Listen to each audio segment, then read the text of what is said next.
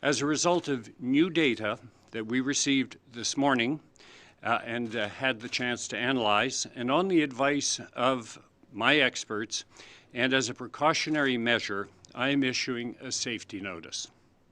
This safety notice restricts commercial passenger flights from any operator of the Boeing 737 MAX 8 or MAX 9 variant aircraft, whether domestic or foreign, from arriving, departing, or overflying Canadian airspace. This safety notice is effective immediately and will remain in place until further notice.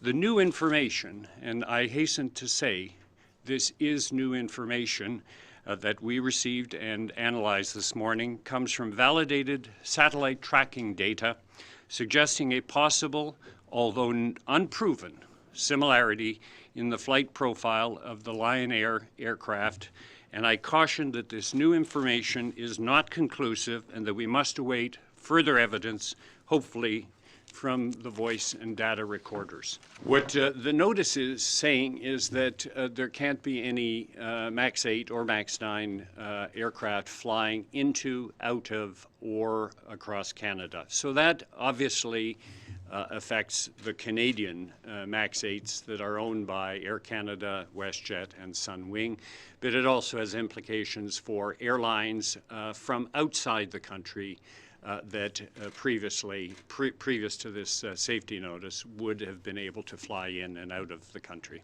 So you were one of the few outliers in the whole world that was still allowing this to fly. So if you could be more specific about the new information that you've learned, and do you plan to share that with other countries, considering it's made you change your mind completely? Well, we're happy to share that information with other countries because we're all in this together. The information has to do with satellite tracking data that is collected when certain aircraft take off, and it provides an indication of what their course is, but also their vertical profile and any fluctuations in that vertical profile. And my experts have looked at this and compared it to the flight that occurred with Lion Air 6 months ago in October. And there are, and I hasten to say, not conclusive, but there are similarities that sort of exceed a certain threshold in our minds with respect to the possible cause of what happened in Ethiopia. So when a decision is made, such as this one, which is a major decision affecting one class of aircraft, obviously there were flights planned for today, and in subsequent days there are 41 of these aircraft in the country, although Sunwing had announced that it was not going to be flying its aircraft, not for safety reasons, but for commercial reasons. Yes, there is some disruption, and it's unfortunate, but we must put safety at the top of the agenda. It has to be paramount in our considerations. And Canadians who have flights booked on the MAX 8 will have the opportunity in speaking with the airlines, and the airlines have been very understanding up to this point in dealing with this situation. There will be some disruption. There's no question about that, and hopefully we'll be able to resolve this issue in the coming weeks and get the MAX 8 back up and flying. But for the moment, caution has to dominate. Alex Boutillier, Toronto Star.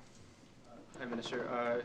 You mentioned a few minutes ago that, of course, the FAA is the certifying authority for this particular aircraft. And of course, we take the FAA's certification in this airspace.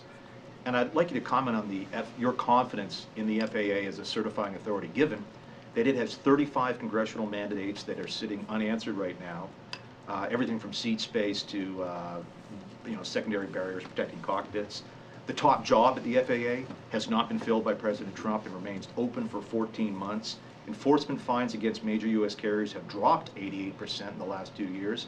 How can Canadians have confidence that the FAA is doing what we expect it to do, which is certify safe aircraft? I have the greatest respect for the Federal Aviation Administration. It has thousands of very competent professionals, aeronautical engineers, pilots, inspectors, people who do exactly the same thing as we do here at Transport Canada. They certified this aircraft. For example, to make a Canadian comparison, we certified the C-Series aircraft. If it was a C-Series that was involved in an accident, we would be leading in the investigation with the Transportation Safety Board if they decided that they would investigate that particular accident. It's a responsibility of the certifying authority. My knowledge of the FAA is an extremely professional organization. I can't comment on all of the things that you spoke about, but with respect to safety, we are very, very comfortable with the fact that they are a certifying agency, and they're very comfortable with the fact that we are a certifying agency for the Global Express or the C-Series or helicopters that we certify here in Canada. No, as I said, we have not, and from any of the airlines, and in fact, we took the initiative after this incident of actually doing more than came from Boeing and the FAA. We decided to put some additional training in and some additional flight procedures changes as well to make sure that we address comprehensively what a pilot might have to do if an exactly similar situation occurred as occurred with the Lion Air aircraft. And our airlines have told us, and our pilots and the pilot associations, that that has worked well.